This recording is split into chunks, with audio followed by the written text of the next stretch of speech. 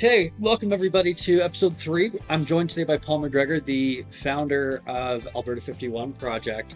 And as we look into how Alberta is now going to be more than likely heading for independence, we realize that we cannot stand on our own for more than maybe 2 years. And Paul has kind of laid out a map and a pathway to transition from that independence period to becoming a state, or the 51st state. So, Paul, let's get into kind of where this idea started.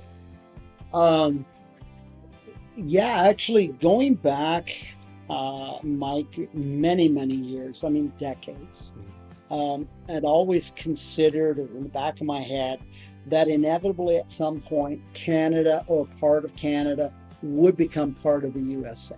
I think anybody who looks into kind of a futuristic viewpoint would say, look, it's inevitable at some point. And then about 4 or 5 years ago,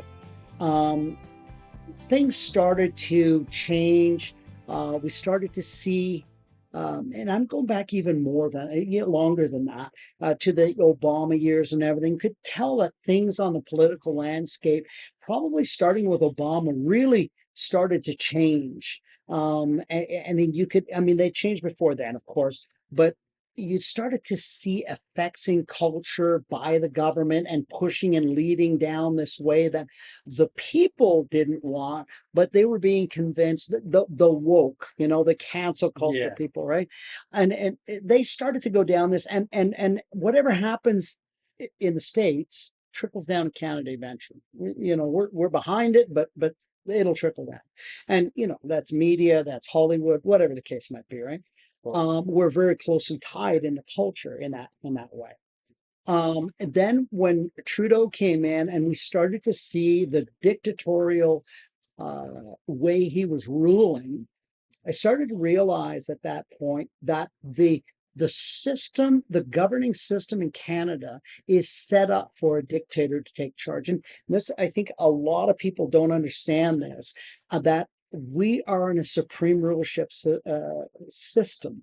You can look that right up on the Government of Canada website. It's not something I'm making up. It's not my opinion. It's not. It is, right? So, and the way a supreme rulership works is that ultimately there is one person who's in charge who says, I'm going to rule, not govern, but I'm the ruler of said nation. And of course, this is what 1776, this is what happened in the States, and the Americans said, forget it.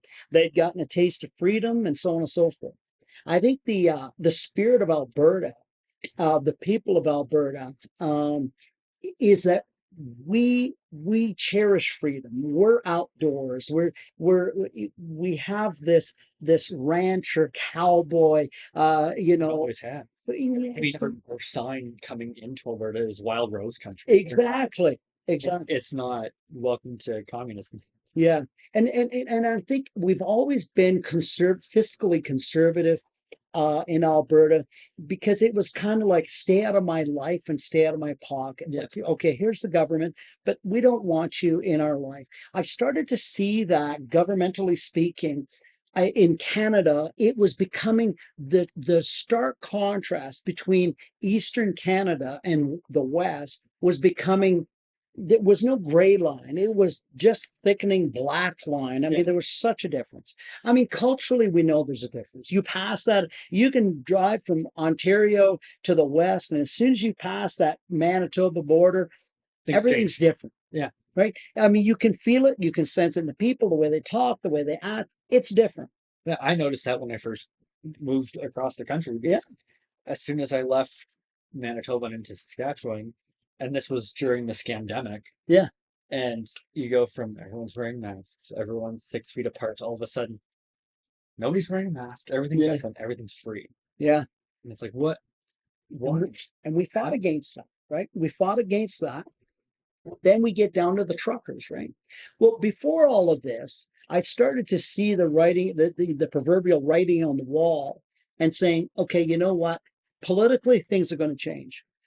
Looked at the geopolitical and geoeconomical situations, and I started to see, I said, there's something changing here.